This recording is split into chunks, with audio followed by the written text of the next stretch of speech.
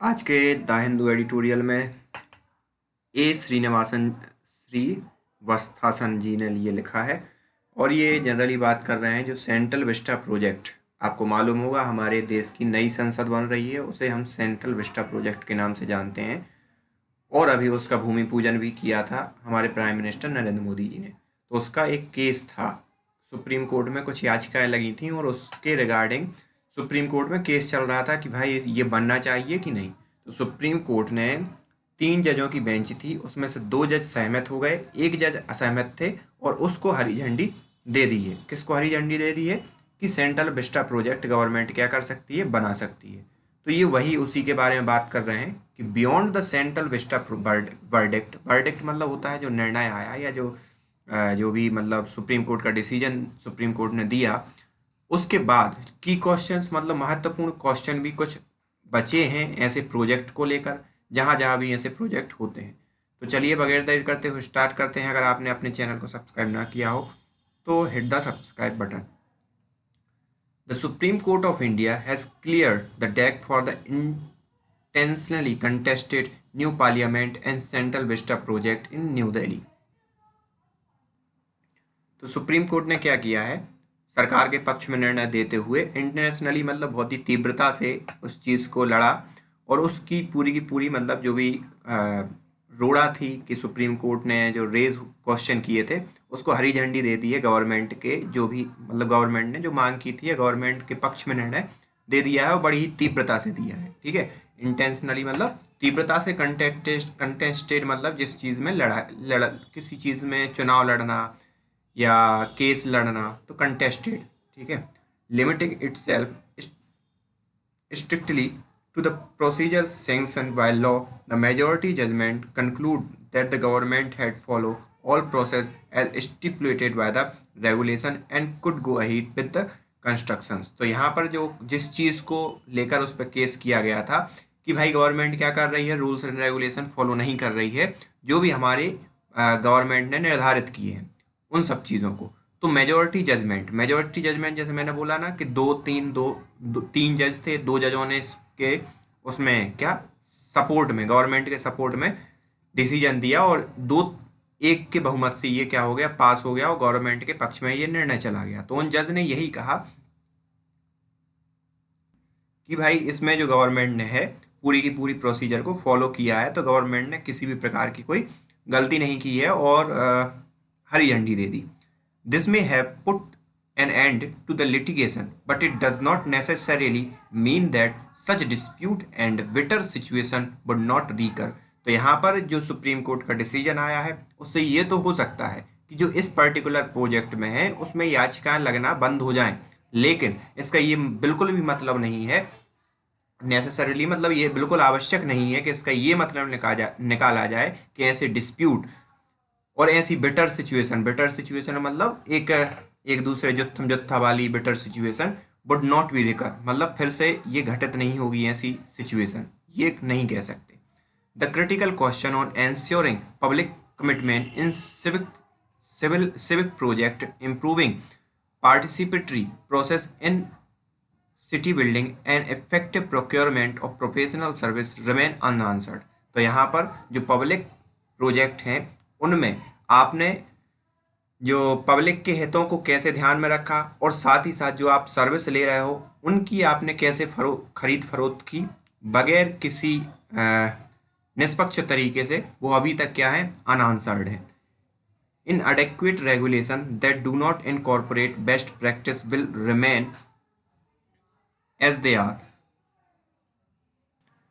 तो यहाँ पर inadequate मतलब होता है अपर्याप्त, रेगुलेशन मतलब नियमों के जो भी बेस्ट प्रैक्टिस होनी चाहिए पब्लिक प्रॉपर्टी का या पब्लिक जो भी आप इंफ्रास्ट्रक्चर डेवलप करते हो वो उस उचित मात्रा में जैसी होनी चाहिए वैसी नहीं होती, क्योंकि रूल्स एंड रेगुलेशन क्या है, कम है।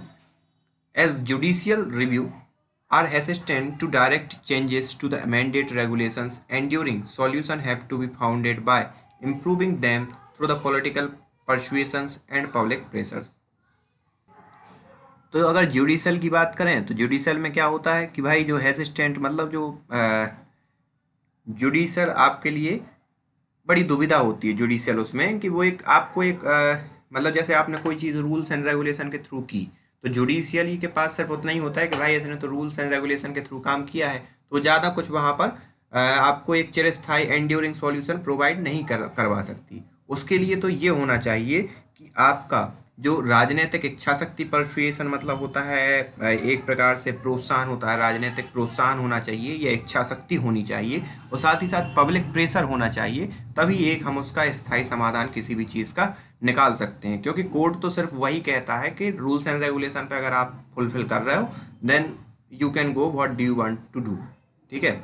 Delhi as the most visible case. अब दिल्ली एक बहुत विजिबल केस है। क्यों विजिबल है? क्योंकि ये दिल्ली की राजधानी में हो रहा है और सेंट्रल विस्टा मतलब संसद बन रही है, तो एक ये सबकी नज़र में आ गया ये वाली बात। तो यहाँ पर ये यही बोल रहे हैं कि it would be the erroneous and unproductive to think that redevelopment of the central vista is unique case। तो यहाँ पर ये बहुत गलत होगा और एक अनप्रोडक्टिव होगा ये सोचना कि जो रीडेवलपमेंट है सेंट्रल विस्टा का, ये एक यूनिक केस है। मतलब यही वो जो मैंने कहा कि भाई ये कहना कि भाई ये सिर्फ मतलब रूल्स एंड रेगुलेशन का इनका जो कहने का मतलब है कि जो पब्लिक के हितों को ध्यान में नहीं रखा गया इस प्रोजेक्ट के बारे में। तो ऐसा नहीं है कि ये सिर्फ सिंगल एक केस है। सुई जेनरस मतलब भी एक इटालियन वर्ड है, इसका भी मतलब यही होता है कि एक इकलौता या unique, as the it was argued in the Supreme Court and hence the issue. कि भाई ये मतलब सुप्रीम कोर्ट में इस पे तर्क दिए गए और इसके बाद क्या हुआ, ये इशू क्या हुआ, रेज हुआ। तो ऐसा नहीं है कि ये सिर्फ सिंगल है। The Delhi project is only the most visible of instance but the problem is wide spread. तो यहाँ पर यही कहना है कि दिल्ली, क्योंकि अब दिल्ली राजधानी है तो ये क्या है, एक मोस्ट विजिबल केस बन गया, लेकिन ये जो प्रॉब्लम है ये वाइड स्प्रेड है, मतलब चारों तरफ फैली हुई है। कहाँ फैली हुई है ये बताएंगे अब।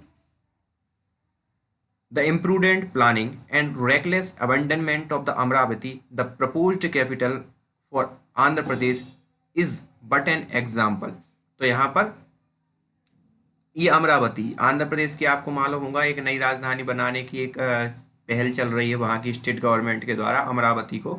तो वहीं पर ये इम्प्रूडेंट मतलब अविवेकपूर्ण एक प्लानिंग की गई अमरावती के बनाने में, और फिर उसको ऐसे ही छोड़ दिया गया। ये सब चीज़ें जो आंध्र प्रदेश में हुई, ये मतलब ऐसा नहीं है कि ये सिंगल है, लेकिन ये एक एग्जाम्पल के तौर पर जरूर है। In this project confusion abounded. और इस प्रोजेक्ट में कन्फ्यूजन क्या है, बंधी हुई है, बहुत सी कन्फ्यूजन है। प्लान वर एरेटिकली चेंज, प्लान मतलब चेंज हो रहे हैं।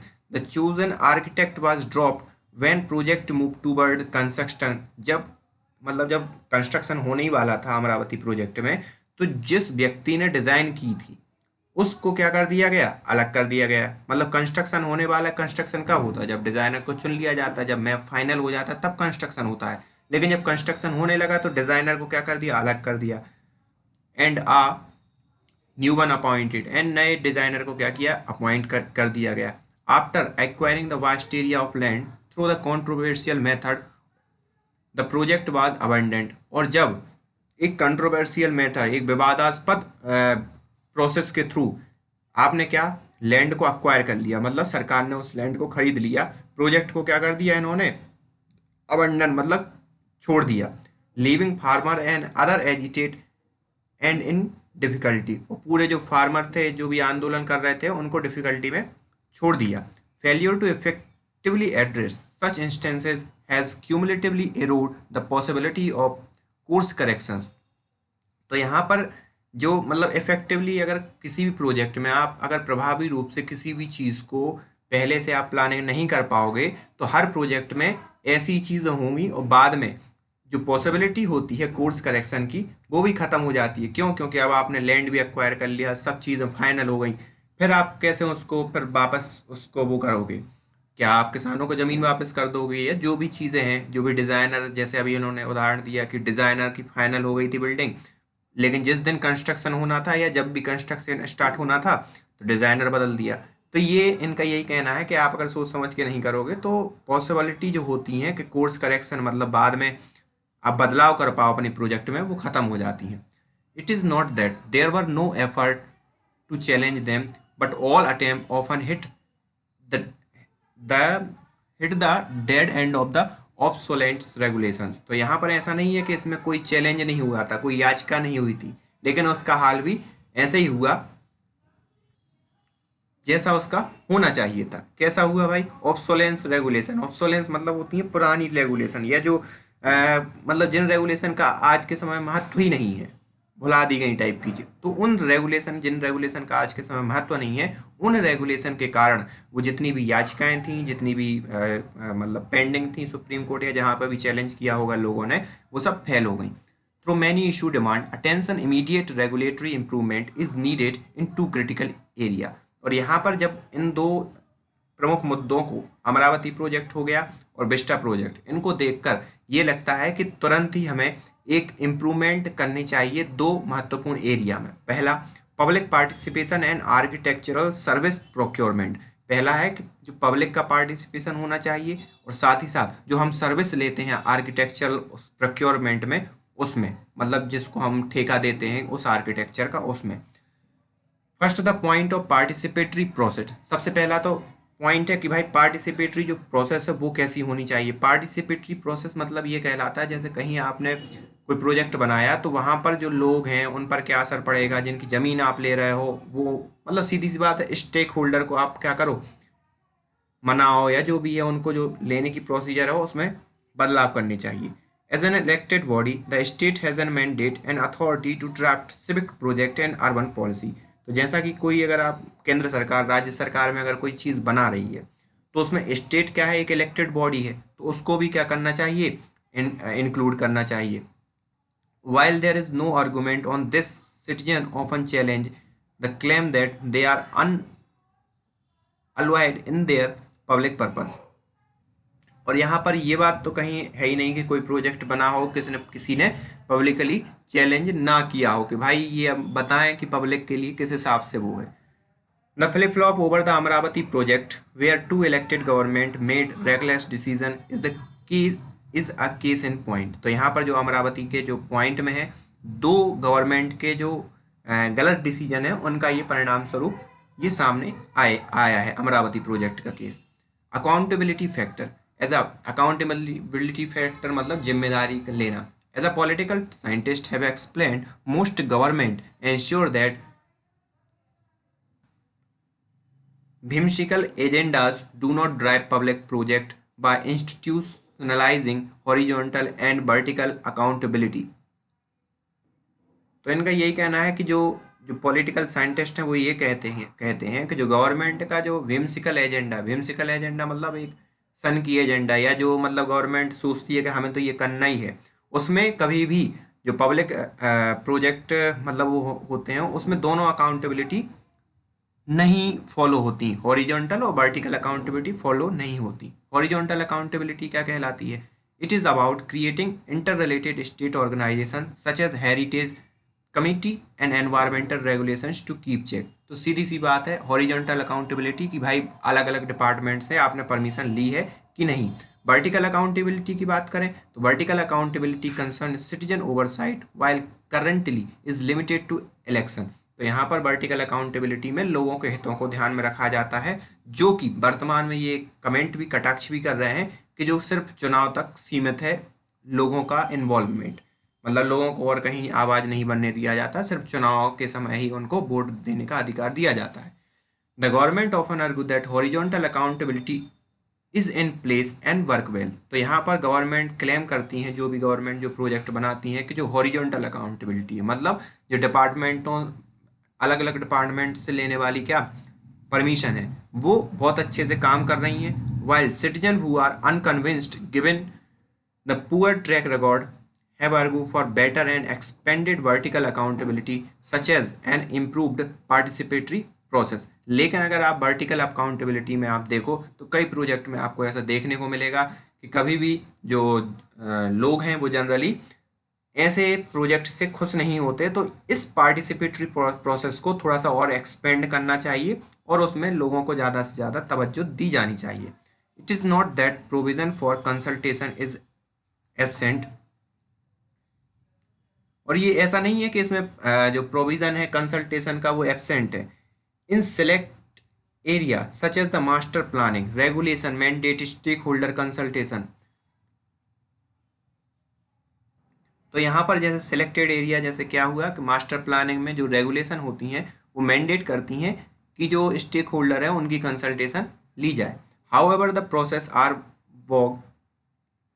तो यहाँ पर वॉग या बेग का अर्थ आपका क्या है, अस्पष्ट होना। तो जबकि प्रोसेस क्या है, अस्पष्ट है। They do not stipulate clear objective measure to determine whether stakeholder discussion meet the test of public consultation. तो वो ये क्लेम नहीं कर सकते, स्टिपुलेट नहीं कर सकते कि उनके जो ऑब्जेक्टिव हैं या जो उपाय हैं वो इस चीज़ को निर्धारित करते हैं कि उन्होंने स्टेक होल्डर से क्या किया है, पूरा डिस्कशन किया है, साथ ही साथ जो पब्लिक कंसल्टेशन है वो भी किया है। As a result citizens are at the mercy of an official. और उसके परिणाम स्वरूप क्या होता है कि जो मर्सी मतलब दया पर, जो सिटीजन है वो किसकी दया पर जीवित रहते हैं, ऑफिशियल की दया पर, और जज के इंटरप्रिटेशंस पर, जजेस के इंटरप्रिटेशन पर, जैसा कि सुप्रीम कोर्ट में हुआ ये।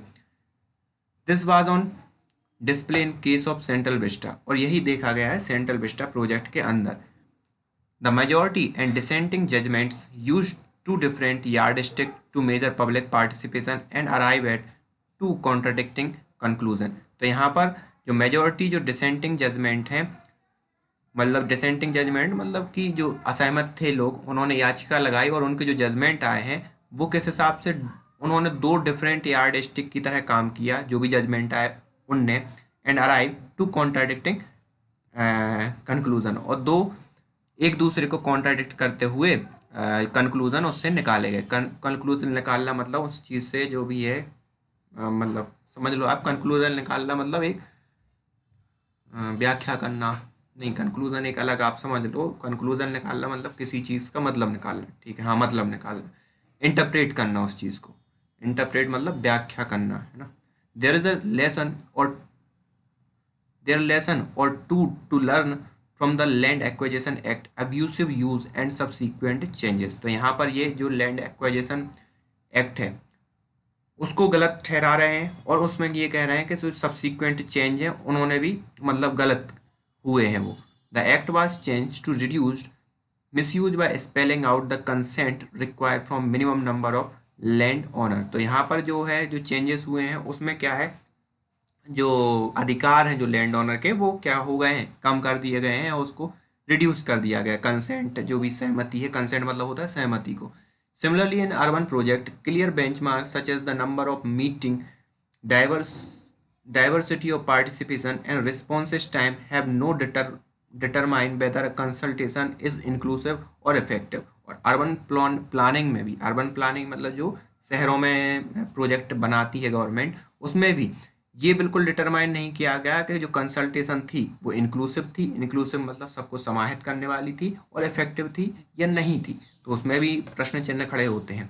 Regulation have to unambiguously state what period prior disclosure are needed when meeting have to be held and insisted on publicly listening reason for accepting and declining suggestion। तो यहाँ पर regulation कैसी होनी चाहिए, स्पष्ट होनी चाहिए कि आपने पहले से ही उस चीज़ का क्या हो, डिस्क्लोजर उसको पूर्व निर्धारित हो कि कब मीटिंग होगी, किस समय मीटिंग होगी, and held and insist on publicly listening. और इस बात पर जोर दिया जाए कि उसको पब्लिकली उस चीज़ मीटिंग को क्या किया जाए, एक्सेप्ट किया जाए, किस रीजन से आप किसी के जो है आइडिया को एक्सेप्ट कर रहा हो या रिजेक्ट कर रहा हो। तो इस टाइप की इनका कहना है कि पब्लिक मीटिंग होनी चाहिए। चूजिंग द डिज़ाइनर, अब यहाँ पर फिर डिज़ाइनर की बात आ गई। Second, regulatory change in required to choosing designer for public project. दूसरी बात यहाँ पर यह है कि जो भी पब्लिक प्रोजेक्ट है उसमें डिज़ाइनर आप कौन सा चूज़ करते हो उसमें भी आपको चीज़ों को देखना पड़ेगा। Design is a complex service that require high level of creativity to meet functional performative and aesthetic need. तो यहाँ पर आपका एस्थेटिक का मतलब होता है सौंदर्य होना, परफॉर्मेटिव मतलब परफॉर्मेंस अच्छा देना। तो सबसे पहली बात है कि जो रेगुलेटरी चेंज किस में होने चाहिए कि जो भी आप जो डिज़ाइनर है उसको एक प्रॉपरली चुनो, और एक महत्वपूर्ण बात कि ये कॉम्प्लेक्स सर्विस होती है, जो डिजाइनिंग वाली बात होती है, उसमें आपकी क्रिएटिविटी और साथ ही साथ आपका परफॉर्मेंस कैसा है वो, और साथ ही साथ सौंदर्य के परिदृश्य से भी उन सब चीज़ों को देखना पड़ता है। It has a significant bearing on creating public assets and judicious use of tax payer money. और ये महत्वपूर्ण क्यों है? क्योंकि भाई आप क्या कर रहे हो, पब्लिक की जो मनी है वो यूज़ कर रहे हो, और साथ ही साथ जो एक विधायक मतलब एक अथॉरिटेटिव मतलब एक आधिकारिक रूप से आप उन टैक्स पेयर की मनी को यूज कर रहे हो। क्यों यूज कर रहे हो? क्योंकि वो पब्लिक के लिए ही बना रहे हो। Poor choice, disastrous impact, down stream construction activities, building use, city functioning. तो अगर आपने पुअर चॉइस की डिजाइनर की, तो वो सब चीज़ इम्पैक्ट करेगा, डाउन स्ट्रीम करेगा कंस्ट्रक्शन एक्टिविटीज़ को, बिल्डिंग के यूज़ को, सिटी की जो है फंक्शनिंग उसको, and value of for money. तो इन सब चीज़ों को बर्बाद कर देगा अगर आपने आपने डिज़ाइनर खराब चुना। Through the majority and dissenting judgement in Central Vista project did not find any fault in manner architectural consultations were appointed. Some of the issue raise remind us that the process of procurement design service could be improve. तो यहाँ पर जो जितने भी जो याचिकाएं लगी थी सुप्रीम कोर्ट में, उसमें सुप्रीम कोर्ट ने किसी भी प्रकार की खामी नहीं पाई डिजाइनिंग पर्सपेक्टिव से, ठीक है। लेकिन फिर भी जो इशू रेज हुए थे उनको हमें याद रखना पड़ेगा, और ये हमें समझना पड़ेगा कि उसमें भी हम कुछ इम्प्रूवमेंट कर सकते थे। इनका सीधा सा मतलब है कि अगर आप में कोई प्रश्न चिन्ह खड़े हुए हैं या याचिकाएं ऐसी लगाई गई हैं, तो वो याचिका भी ना लगे, वहां पर आप क्या कर सकते हो, कुछ चीज़ें इम्प्रूव कर सकते हो। Wearing a few instant of open competition. तो आप कुछ उदाहरण के तौर पर देख लो। तो आप अगर ओपन कंपटीशन को रोक रहे हो, बेरिंग मतलब रोकना, ओपन कंपटीशन को आप रोक रहे हो, which is an ideal way to choose from larger pool of solution, the state follow the alternative method of close procurement. तो यहाँ पर इनका ये कहना है कि जो क्लोज्ड प्रोक्योरमेंट होती है उसको स्टेट, मतलब स्टेट का यहाँ पर दोनों का मतलब है कि जो भी राज्य सरकार है, केंद्र सरकार है, वो ऐसे प्रोजेक्ट में इसकी एक अल्टरनेटिव मेथड खोजें जिसमें हर एक व्यक्ति को क्या किया जाए, शामिल किया जाए। बाकी ये बोल रहे हैं कि एक आइडियल वे है एक लार्जर पूल का, मतलब लार्जर पूल ऑफ सॉल्यूशन का, कि भाई कई बड़े बड़े उसका एक सॉल्यूशन है कि भाई आप सिलेक्टेड उनको दे दो और चीज़ें रन हो। लेकिन जो हमारी सरकारें हैं उनको ये भी सोचना चाहिए कि हमें इसका एक अल्टरनेटिव सॉल्यूशन भी सोचना चाहिए। Here select architect who meet set of prerequisite are invited.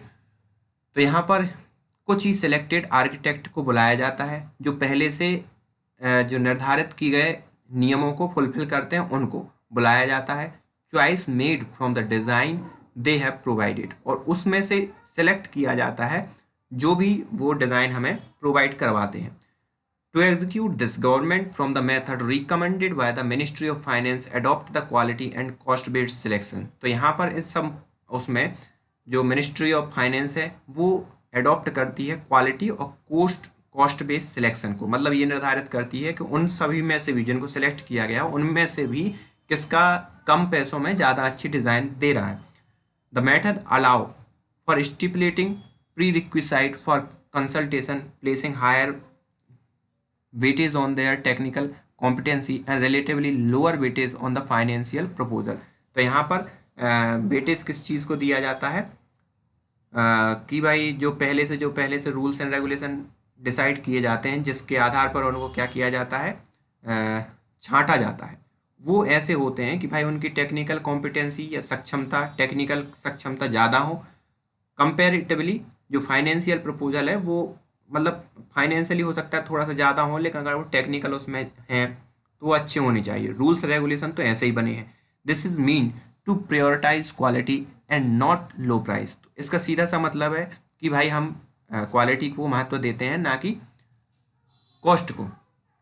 However two set of issue undermine it professed advantage. लेकिन जो इन्होंने जो दो एग्जाम्पल दिया अमरावती और इसके, इनका ये कहना है कि इस चीज़ में क्या किया गया है, जो प्रोफेस्ड मतलब जो भी पेशेवर जो एडवांटेज है उसको क्या किया गया, नज़रअंदाज किया गया है। The first set of problem arises from range of weightage allowed between the technical and financial proposal. तो जो पहला सेट ऑफ प्रॉब्लम है वो कहाँ से अराइज होती है कि आप किस चीज़ को ज़्यादा वेटेज दे रहे हो, टेक्निकल को या फाइनेंशियल को. It is observe that unless betting on technical qualification exceed 80%, firm that quote lower fee can outdo better design firm. तो यहाँ पर जो भी मतलब कम बोली लगाएगा उसको क्या आप आगे रख लोगे, क्योंकि बोली में तो यही होता है. The second and more critical set of issue is related to steep prerequisite and lack of clarity in evaluative criteria and standard for design assessors. तो यहाँ पर जो पूर्व निर्धारित जो रूल्स रेगुलेशन हैं उसमें इस हिसाब से कि आपने टेक्निकल उसमें टेक्निकल पैमाने पर आप किसी को सिलेक्ट कर रहे हो, इन चीज़ों की कमी है. क्योंकि आप फाइनेंशियल पैमाने पर आप ज़्यादा मतलब ज़्यादातर देखा गया है कि आप फाइनेंशियल पैमाने पर क्या करते हो सिलेक्ट करते हो, बजाय इसके कि आप टेक्निकल पैमाने पर सिलेक्ट करते हो डिजाइनर्स को. Reducing the entry barrier. अब यहाँ पर ये इनका ये कहना है कि रिड्यूसिंग द एंट्री बैरियर मतलब जो पहले से निर्धारित जो रूल्स एंड रेगुलेशन है जिसके आधार पर शॉर्ट लिस्ट किया जाता है या छांटा जाता है डिजाइनर्स को, फिर उनकी बोली उनकी डिज़ाइन देखी जाती हैं. तो जो छांटने वाली प्रोसेस है उसमें इनका ये कहना है कि आप एंट्री बैरियर को क्या करो, रिड्यूस करो. Many public projects insist on steep turnover condition for architecture firms to qualify. तो कई ऐसे प्रोजेक्ट में देखा गया है कि जिनका टर्नओवर ज़्यादा है, जिन कंपनीज का, जिन ऑर्गेनाइजेशन का, उनको जनरली क्या किया जाता है, बोली में इंक्लूड कर लिया जाता है. The assumption is that the more considerable the turnover the better is the term of expertise. तो यहाँ पर ये माना जाता है कि जिनका टर्नओवर ज़्यादा है वो उनकी एक्सपर्टाइज भी क्या होंगी, ज़्यादा होंगी. मतलब जो ज़्यादा कमा रहा है उनकी एक्सपर्टाइज ज़्यादा होगी. Those familiar with design profession know that creativity outcome not a function of firm scale. तो यहाँ पर ये कहना है कि जो क्रिएटिविटी की फील्ड में काम करते हैं वो लोग ये जानते हैं, सॉरी डिज़ाइन के प्रोफेशन में काम करते हैं वो ये जानते हैं कि जो क्रिएटिविटी होती है वो फर्म स्केल से डिसाइड नहीं होती. Steep entry requirement eliminate medium and small size firm and enable only handful of large firm to qualify. तो यहाँ पर जैसे ही आप ये रूल्स एंड रेगुलेशन रख देते हो तो बहुत से मीडियम और स्मॉल फर्म क्या हो जाते हैं, अलग हो जाते हैं उस बिड से या उस बोली से. This detrimentally reduce the pool of choice. और इस हिसाब से क्या होता है, हमारे पास ज़्यादा विकल्प रहते नहीं हैं और वो रिड्यूस हो जाते हैं. Going forward where open competition are not possible. और यहाँ पर थोड़े से हम और आगे जाते तो देखते हैं कि ओपन कंपटीशन पॉसिबल नहीं है कि भाई आप पूरे के पूरे गांव विलेज से बुलवा लो सभी को, ऐसा तो नहीं होगा क्योंकि ये बहुत बड़ा प्रोजेक्ट है. The next best alternative is to maintain a method that reduce the entry barrier. तो यहाँ पर इनका ये है कि दूसरा एक अल्टरनेटिव मेथड हमें खोजनी चाहिए कि हम कुछ हद तक बैरियर्स को कम करें और ज़्यादा से ज़्यादा लोगों को इंक्लूड कर पाएँ. इन दिस रिगार्ड वन को take cue from suggestion made by the architectures council of Europe when it face a similar situation. तो यहाँ पर हम उदाहरण ले सकते हैं यूरोप के आर्किटेक्चरल, ये क्या है जो भी उन्होंने council of Europe, architecture council of Europe का उदाहरण हम ले सकते हैं और उससे हम अपने विकल्प बना सकते हैं. उसमें क्या था, it advocate dropping turnover requirement and laid an emphasis on the qualitative selection criteria. तो यूरोप की जो आर्किटेक्चरल काउंसिल थी उसने क्या है, जो टर्नओवर वाले क्राइटेरिया को उसको साइड में रखा और जो क्वालिटी वाली चीज़ है उसको प्राथमिकता दी. Second, professional service could be disaggregate into design service and project development and management, thereby enabling better design focus. तो यहाँ पर ये है कि जो प्रोफेशनल सर्विस है हो सकता है डिसएग्रीगेट हो. डिसएग्रीगेट किससे हो कि हो सकता है डिज़ाइन सर्विस और प्रोजेक्ट डेवलपमेंट एंड मैनेजमेंट से हो सकता है अलग थलग हो. इनका मतलब ये है कि अभी क्या करती हैं कंपनियां कि अगर हमने उनको चुना तो वो डिज़ाइन भी देखती हैं और डिज़ाइन के लिए लगने वाले जितने भी सामान या जो भी लोग हैं उन सब की सर्विस भी देती हैं. तो हो सकता है इसमें हमें ये दिक्कत हो सकती है कि अगर हमने सिर्फ डिज़ाइन वाले को चुना तो वो हमें सर्विस ना मिले, लेकिन हमें ये होगा कि हमें एक बेटर डिज़ाइन मिल जाएगी. Third, weightage the place on design value has to be unambiguously clear and fixed. और यहाँ पर ये होगा कि जब हम डिज़ाइन वैल्यू पर फिक्स हो, मतलब प्राथमिकता देंगे डिज़ाइन पर, तो वो क्या होगी, स्पष्ट रूप से फिक्स और क्लियर होगी।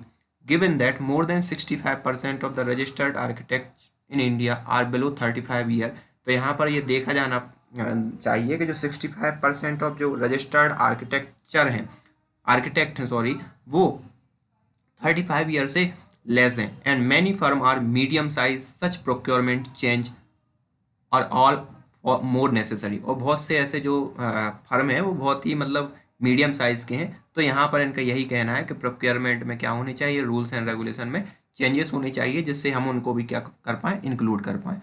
ऑन स्टेट कैपेसिटी, अब स्टेट कैपेसिटी पे बात आती है। स्टेट कैपेसिटी पे बात आने से इनका ये मतलब है कि भाई आपको इतने बड़े प्रोजेक्ट की ज़रूरत क्या थी, प्रश्न यहाँ पर ये खड़ा कर रहे हैं।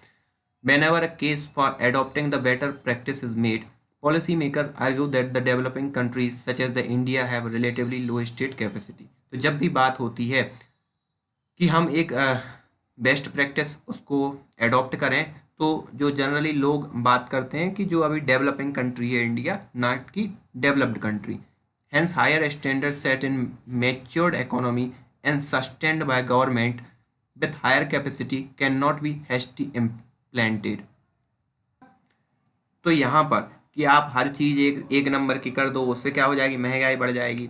और गवर्नमेंट क्या करे, उन सब चीज़ों को क्या करे, सस्टेन, मतलब एक आप higher rules and regulation apply कर दो पूरे के पूरे देश में, ऐसी विकासशील देश में, और फिर गवर्नमेंट क्या करे, उसको सस्टेन मतलब लगातार नियत करने का प्रयास भी करे। तो ये एकदम से पॉसिबल नहीं होता है इतनी बड़ी कैपेसिटी में।